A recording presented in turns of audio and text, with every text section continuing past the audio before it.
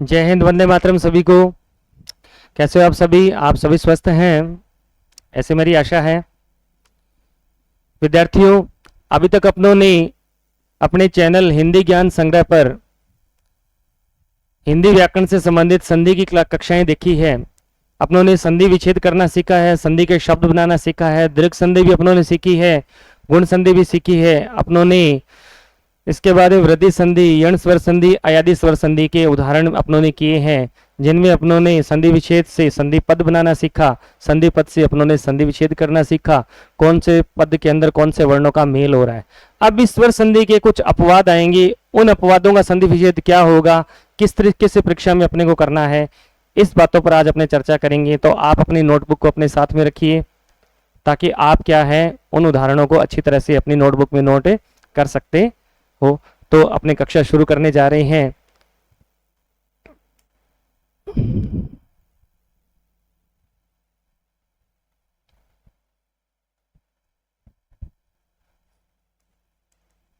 स्वर संधि अपवाद।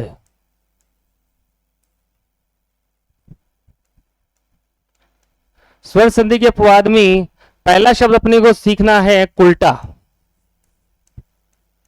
कुल्टा शब्द का संधि विच्छेद रहेगा कुल प्लस अटा, कुल उसके साथ में अटा। अब इसमें देखिए ए आ रहा है और यहां पे भी क्या आ रहा है, ए आ रहा है। ए और ए मिलकर के क्या बनना चाहिए, आ बनना चाहिए, लेकिन यहां पर बन क्या रहा है, केवल ए बन रहा है। तो ये अपने आप में क्या है, अपवाद है। अपने आप में क्या बन गया, अपवाद। कुल्टा कुल से परे, यानी वंश से जो परे है, जो विनाश करती है, वंश का जो बदनाम करती है, उससे परे रहती है, उसको क्या कहा जाता है, कुल्टा कहा जाता है। क्या कहा जाता है, कुल्टा। एक शब्द आता है कुल और एक आता है कुल। एक क्या आता है, कुल। तो कुल का मतलब क्या होता है, वंश, और कुल का मतलब क्या होता है, जोड़ भी होता है। क्या होता है, जोड़। और कुल का मतलब क्या होता है, किनारा। कुल का मतलब क्या होता है, किनारा। कुल का मतलब क्या होगा, किनारा। तो ये युग्म शब्द भी अपने को क्या रखने हैं, दोनों ध्यान में रखने हैं। अपने कहते हैं ना, डैडी कूल कूल कूल, मेरा बेटा कूल कूल कूल, कहते रहते हैं डैडी कूल। इसके बाद में एक शब्द आता है विश्वामित्र। क्या शब्द आता है, विश्वामित्र। विश्वामित्र का संधि विच्छेद रहेगा विश्व प्लस मित्र। और उसके बाद में शब्द आता है सत्यानाश। सत्यानाश शब्द का संधि विच्छेद रहेगा सत्य प्लस नाश। अब इन दोनों शब्दों में वह से पहले आधा आ रहा है, यह से पहले आधा आ रहा है। तो वह से पहले आधा और यह से पहले आधा देखते ही अपने को क्या है, यण स्वर संधि नहीं करनी है, इनका संधि विच्छेद हो रहा है जो आपके सामने है, सत्य प्लस नाश, विश्व प्लस मित्र। इसी कड़ी में जो अपने अपवाद आते हैं, उसमें एक शब्द आता है उत्तराखंड। क्या शब्द आएगा, उत्तराखंड। उत्तराखंड का संधि विच्छेद रहेगा उत्तर प्लस खंड। क्या रहेगा, उत्तर प्लस खंड। उत्तराखंड का क्या रहेगा, उत्तर प्लस खंड। इसी प्रकार से एक शब्द आता है प्रभु दयाल। क्या शब्द आता है, प्रभु दयाल। प्रभु दयाल शब्द का संधि विच्छेद रहेगा प्रभु उसके बाद दयाल। अब इस प्रश्न पर आपको विशेष रूप से ध्यान देना है। प्रभु अकेला शब्द आता है, मात्रा छोटी रहेगी, लेकिन पूरा शब्द बनता है प्रभु दयाल में, उसमें मात्रा क्या बन जाती है, बड़ी बनेगी। शब्द शुद्धि में आ जाए प्रभु दयाल तो ये शब्द सही है। प्रभु अकेला शब्द आ जाता है तो मात्रा क्या रहेगी, छोटी रहेगी। ये भी बात आपको क्या रखनी है, ध्यान रखनी है। एक शब्द आता है आपके सामने पतंजलि। पतंजलि शब्द का संधि विच्छेद रहेगा पतत उसके बाद में अंजलि। क्या रहेगा, पतत उसके बाद में अंजलि, पतंजलि। उसके बाद में शब्द आता है मनीषा। मनीषा का क्या करोगे आप, मनस उसके बाद में ईशा। इसका संधि विच्छेद क्या रहेगा, मनस उसके बाद में ईशा। एक शब्द इसी से मिलता जुलता आता है हलीशा। इसका बनेगा हलस उसके बाद में ईशा। हलस उसके बाद में ईशा। ये इसका क्या रहेगा, संधि विच्छेद रहेगा, मनीषा और हलीशा। ये 5 शब्द आपको क्या रखने हैं, इनमें विशेष रूप से ध्यान रखने हैं। इसी कड़ी में एक शब्द आता है छुटपन। छुटपन का संधि विच्छेद रहेगा छोटा प्लस पन, छोटा प्लस पन वो क्या रहेगा, छुटपन। इसी कड़ी में एक शब्द आता है घुड़ दौड़,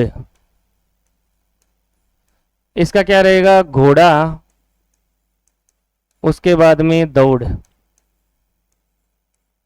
घोड़ा उसके बाद में क्या रहेगा, दौड़। घोड़ों की दौड़ होती है उसको क्या कहा जाता है, घुड़दौड़ कहा जाता है। छुटपन छोटा प्लस पन, छुटपन क्या रहेगा, छोटा प्लस पन।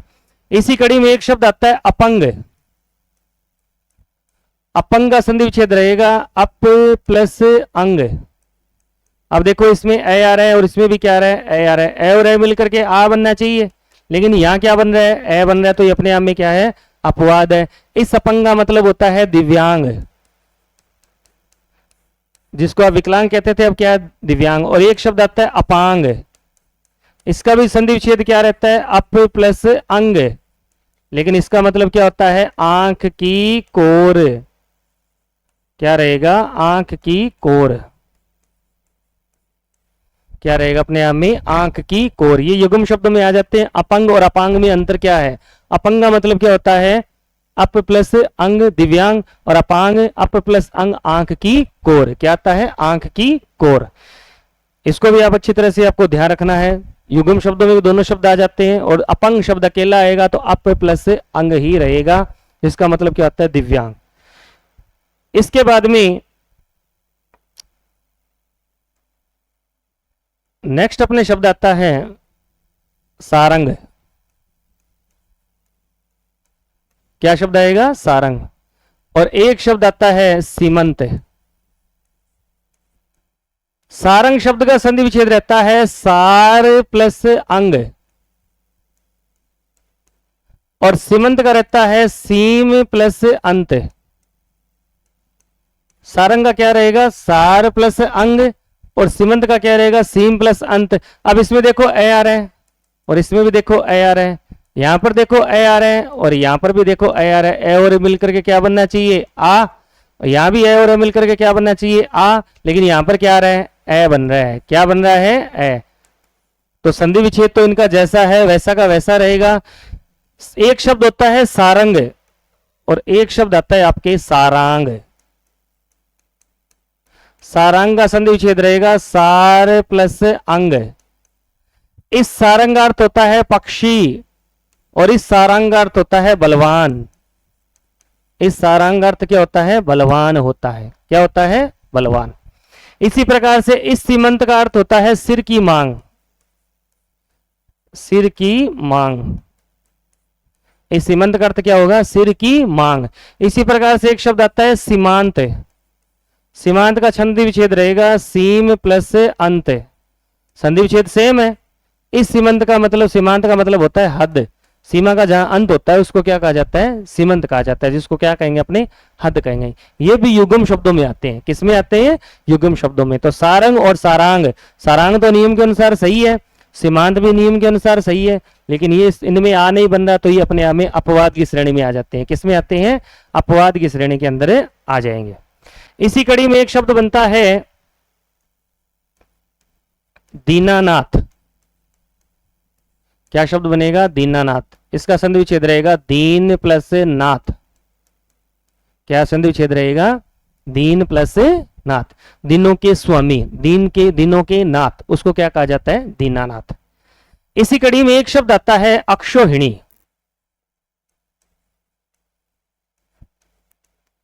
एक शब्द आता है स्वैर, एक शब्द आता है स्वेरिणी, एक शब्द आता है आपके सामने प्रौढ़ है। इसका संधि विच्छेद रहेगा अक्षय प्लस ओहिनी। इसका संधि विच्छेद बनेगा सौ प्लस ईर। इसका बनेगा सौ प्लस ईरिणी, और इसका बनता है प्र प्लस ऊड। अब देखो एक बात ध्यान रखने वाली है, इसको आप विशेष रूप से ध्यान रखना। इन सारे शब्दों में दो मात्राएं आ रही है। इन संधि पदों में कितनी मात्राएं आ रही है, दो। अगर इन चारों शब्दों में आपसे संधि का नाम पूछा जाए संधि का नाम, तो आपको कौन सी करनी है? वृद्धि स्वर संधि। अगर संधि का नाम पूछा जाए तो कौन सी करनी है? वृद्धि स्वर संधि। और इनका जो संधि विच्छेद है, इनका जो संधि विच्छेद है वो गुण संधि के अनुसार हो रहा है। किसके अनुसार हो रहा है? गुण संधि के अनुसार। अब देखिए, ए के सामने उ आ रहा है, या ए के सामने ई आ रहा है, या ए के सामने ई आ रहा है, या ए के सामने उ आ रहा है। ए के सामने ई आता है, ए के सामने उ आता है, तो वो गुण संधि में आता है। तो उसके अनुसार भी यहाँ पे मात्रा एक बननी चाहिए, लेकिन एक मात्रा होगी नहीं बन रही है। यहाँ पर मात्राएं कितनी बन रही है? दो बन रही है, दुगनी मात्रा बन रही है, औ की मात्रा बन रही है। तो इन सारे शब्दों में अगर संधि का नाम पूछा जाता है तो वृद्धि स्वर संधि करनी है, और अगर संधि विच्छेद पूछा जाता है तो संधि विच्छेद गुण संधि के अनुसार होगा। किसके अनुसार होगा? गुण संधि के अनुसार। इसी कड़ी में आगे मैं शब्द लेके आता हूं, सुखारत, परमारत, एक शुद्धारत। अब देखो, अपनों ने गुण संधि पढ़ी थी। गुण संधि में अपनों ने ए, ओ और अर की ध्वनि देखी। किसकी ध्वनि देखी? अर की। तो अर की ध्वनि देखी थी तो वो गुण संधि में आ रही थी, और इसमें ध्वनि किसकी आ रही है? आर। क्या आ रही है? आर। तो एक मात्रा की वृद्धि हो रही है। एक मात्रा की क्या हो रही है? वृद्धि हो रही है। तो इन तीन शब्दों में अगर संधि का नाम पूछा जाए, क्या पूछा जाए? संधि का नाम, तो आपको कौन सी करनी है? वृद्धि स्वर संधि। अगर संधि का नाम पूछा जाता है तो कौन सी संधि करनी है? वृद्धि स्वर संधि। लेकिन इनका जो संधि विच्छेद होगा वो कौन सी संधि के अनुसार होगा? गुण संधि के अनुसार होगा। किसके अनुसार होगा? गुण संधि। तो इसका संधि विच्छेद क्या रहेगा? सुख प्लस रित। इसका क्या रहेगा? परम प्लस रित। इसका क्या रहेगा? शुद्धा प्लस रित। अपनों ने पढ़ा था कि ए के सामने री आ जाता है तो अर बनता है। क्या बनता है? अर। लेकिन यहां पर क्या बन रहा है? आर बन रहा है। क्या बन रहा है? आर। तो ये संधि विच्छेद किसके अनुसार हो रहे हैं? गुण संधि के अनुसार। किसके अनुसार हो रहे हैं? गुण संधि।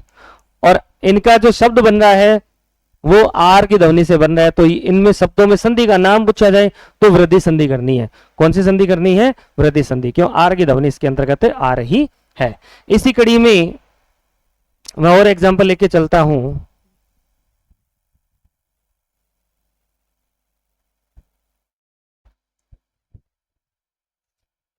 एक आता है आपके अध्रोष्ट, एक शब्द आता है लंबोष्ठ, एक शब्द आता है आपके शुद्धोदन, एक शब्द आता है आपके मिष्टोदन। क्या शब्द आता है? मिष्टोदन। इनका इसका संधि विच्छेद बनेगा अधर प्लस ओष्ठ। क्या बनेगा? अधर प्लस ओष्ठ। इसका क्या बनेगा? लंबा प्लस ओष्ठ।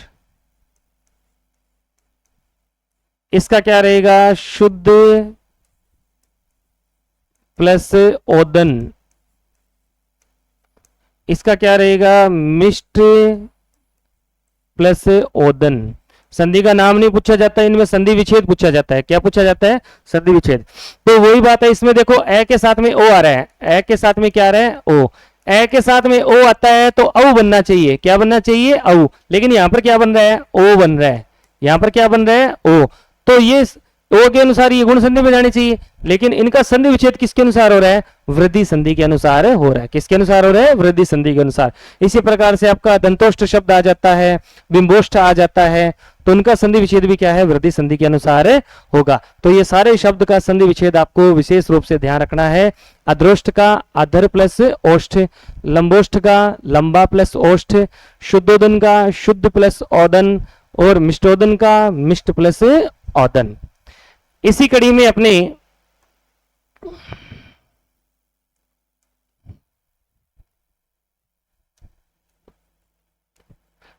अयादी स्वर संधि के अपवाद करने हैं। किसके करने हैं? अयादी स्वर संधि अपवाद। किसके अपवाद करने हैं? अयादी स्वर संधि के अपवाद। एक शब्द आएगा आपके सामने गवागर, एक शब्द आएगा आपके सामने गवाक्ष, और एक शब्द आएगा आपके सामने गविंदर। ये मैंने कल भी वैसे बता दिया था, दोबारा बता रहा हूं। इसमें सब में ध्वनि किसकी आ रही है जी? अव की ध्वनि आ रही है। किसकी ध्वनि आ रही है? अव की। अव की ध्वनि आती है तो संधि विच्छेद क्या बनना चाहिए? गो प्लस आग्र। नियम मैंने बताया था, अव में जो मात्रा लगी होती है वो मात्रा बाहर निकलती है। अव के अनुसार संधि विच्छेद होता है तो संधि विच्छेद क्या बनना चाहिए? गो प्लस आक्ष। और अगर अव के अनुसार संधि विच्छेद करते हैं तो गो प्लस इंद्र बनना चाहिए। क्या बनना चाहिए? इंद्र। लेकिन ये भी गलत है, ये भी गलत है, और ये भी क्या है? गलत है। अगर कोई शब्द नहीं होता, आक्ष नहीं होता, इंद्र नहीं होता, तो ये तीनों शब्द क्या है? अपने आप में अपवाद के अंतर्गत आएंगे। संधि का नाम पूछेगा तो अयादी स्वर संधि करनी है। क्या करनी है? शब्दों में अयादी स्वर संधि। लेकिन जो संधि विच्छेद अब करेंगे वो संधि विच्छेद क्या होगा? आपका बिल्कुल सही होगा। तो इनका शुद्ध संधि विच्छेद क्या होगा? आप अच्छी तरह से ध्यान रख सकते हैं। इसका संधि विच्छेद होगा गो प्लस अग्र। इसका संधि विच्छेद होगा गो प्लस अक्ष, और इसका संधि विच्छेद होगा गो प्लस इंद्र। क्या संधि विच्छेद होगा? गो प्लस इंद्र। ये नहीं करना है गो प्लस अग्र, गो प्लस अक्ष, गो प्लस इंद्र। ये क्या है? गलत है। सही आपके कौन से हैं? ये है। ये आपके एक सारे क्या है? सही है। तीनों शब्दों में संधि का नाम पूछा जाए तो आपको कौन सी करनी है? अयादी करनी है। कौन सी करनी है? अयादी। दो शब्द आपको मैं महत्वपूर्ण और बता रहा हूं, उनको भी आपको नोट करना है। वो शब्द क्या है आपके? एक शब्द आता है नवरात्र, एक शब्द आता है आपका दीवा रात्र। शुद्ध शब्द नवरात्रि होता है। क्या होता है? नवरात्र। लेकिन हम क्या बोलते हैं? नवरात्रा, नवरात्रि, नुराता, नुरात्रा, ऐसे बोलते रहते हैं। नवरात्र शब्द नौ रात्रियों का समूह है। द्विगु समास का एग्जाम्पल है। लेकिन नौ माताओं की जो पूजा होती है विशेष अर्थ में लिया जाता है तो बहुव्रीहि समास में भी चला जाता है। वो अपने को ऑप्शन देखना पड़ेगा, और जब अपना टॉपिक चलेगा उस पर अपने चर्चा करेंगे। तो इनका संधि विच्छेद अपने को क्या रहेगा? नव प्लस रात्रि, और इसका क्या रहेगा? दीवा प्लस रात्रि। क्या रहेगा? दीवा प्लस रात्रि। तो कहने का मतलब क्या है? कहने का मतलब क्या रहेगा? ई की मात्रा यहां से क्या होगी? हटेगी। ई की मात्रा होती है, रात्रि शब्द कहीं भी अंत में आता है तो ई की मात्रा क्या हो जाती है? हट जाती है। ई की मात्रा क्या रहेगी? हट जाएगी। तो विद्यार्थियों, स्वर संधि के जो अपवाद थे वो अपवाद अपनों ने देखे हैं, उनका संधि विच्छेद देखा है। कौन सा शब्द आ जाए उनमें संधि का नाम कौन सा करना है। कुछ शब्द ऐसे हैं केवल जिनका संधि विच्छेद पूछा जाता है, कुछ ऐसे हैं जिनमें संधि का नाम भी अपने से पूछ लिया जाता है। तो एग्जामिनर प्रश्न करने का एग्जामिनर का पता नहीं है कि कौन सा प्रश्न अपने सामने किस प्रकार से कर ले, लेकिन अपने को उनका संधि विच्छेद और उनका संधि पद आना चाहिए, उसका नाम भी अपने सामने आना चाहिए। तो स्वर संधि अपनी यहाँ पर क्या हो चुकी है? समाप्त हो चुकी है। आपको बहुत सारी नई बातें वीडियो के अंदर बताई है। आप मेरे चैनल हिंदी ज्ञान संग्रह को जितना हो सके उतना शेयर कीजिए। जो भी आपको गलती लगी वो आप कमेंट बॉक्स में मुझे बता सकते हैं। आपको नए नए वीडियो मिलते रहेंगे। इसी आशा के साथ जय हिंद साथियों।